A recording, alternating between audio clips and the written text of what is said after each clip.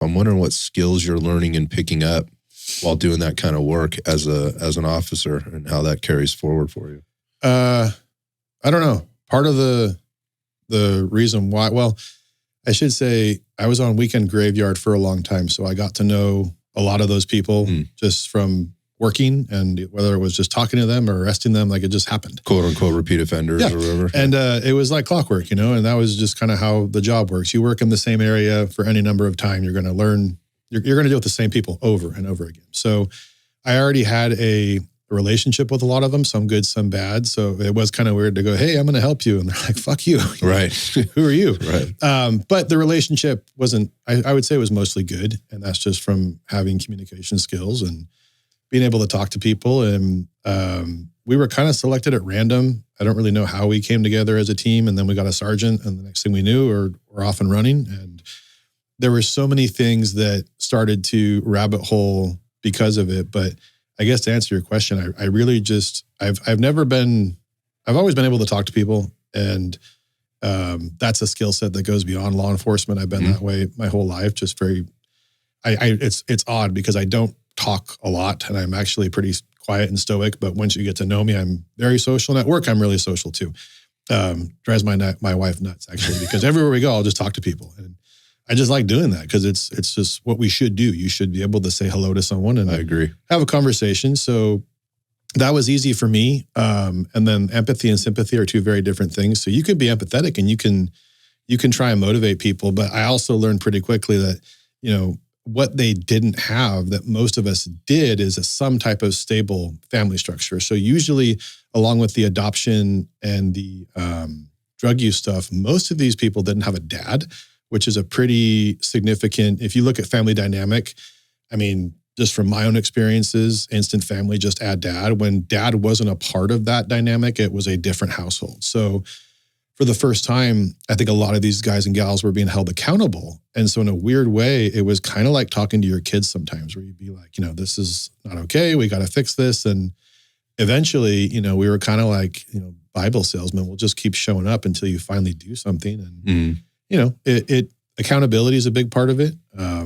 But having patience would be huge, because I don't think there's very many people. I'm not saying that I'm something special, but not everyone could do that every day. And it comes with a time limit. I mean, I was done when I left and got picked up for detectives. I was done with homeless shit. I can't imagine. Take it. Yeah, I can't imagine. I mean, again, just going back to like, how does this wind up in a police officer's scope of work, and not just scope of work? Sorry, that's not the right term, because it is in the scope of work. It is, but it isn't. But it isn't. Yeah. But that's the fact that is the focused scope of work is interesting to me. I had not heard that before. We did see for a time there where there was a movement to try and take like healthcare professionals and put them in the field to be quote unquote first responders, first on scene. And we saw that didn't work out too well. And you just described probably why it didn't. Yeah. And that was they had no idea what was really going on some out of them there. got killed. Yeah. Not good. Obviously, very bad outcomes there. And I don't know where that got left. It was very popular for a while, but do you have any idea? No, it comes in waves. I mean, I've been out of that game for a while, but I think right now we're in a weird spot, because we have, I think, so many people, when you have a problem, you should have an end game.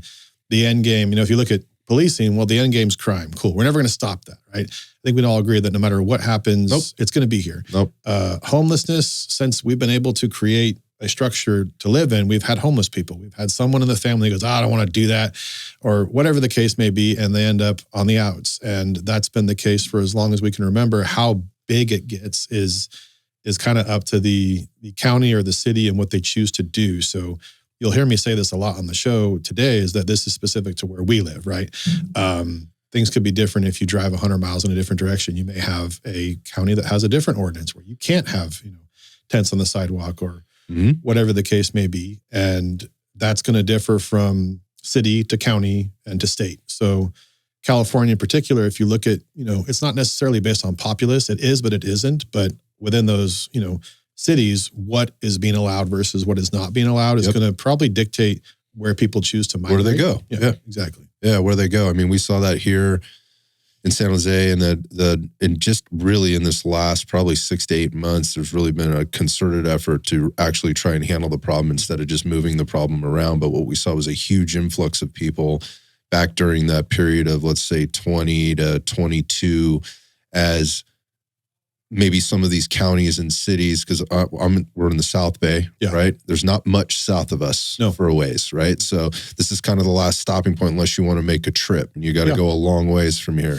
But you got the Bay in the middle, and then you got everything up the peninsula and everything up the East Bay. And so if you go up the peninsula, what's going on in the peninsula is very much different than what's going on in the East Bay as you start at the Southeast Bay and you start to work up to the Northeast Bay.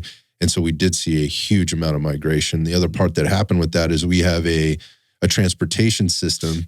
Here we have the Caltrain that runs basically from us. It starts a little further south of us and it goes right up into the middle to the heart of San Francisco. And you can stop anywhere along the way, obviously.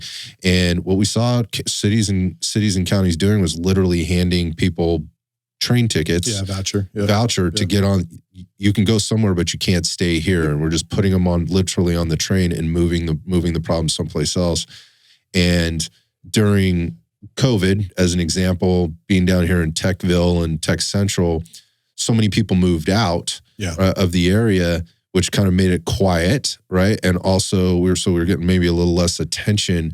It sort of invited that migration in. And it created obviously huge problems. And we're not the only place. It's not isolated to San Jose or the Bay Area. I mean, we're just mentioning this, but what is interesting to me, going back to what you were saying, is you're talking about those that are going to commit crime versus those who somehow wind themselves up in a homeless situation.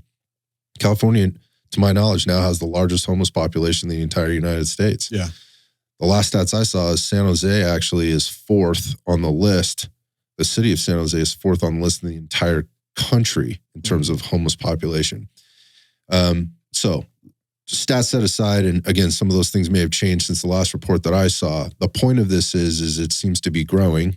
It seems to be centralized now in a lot of different areas. And the fact of the matter is what we've done is just kind of move things around. I think there's some things that precipitated this, and we can maybe get into that later because we've just kind of gone into a rabbit hole here. But I think it's interesting for law enforcement to be having to deal with that situation versus what they're called to do on so much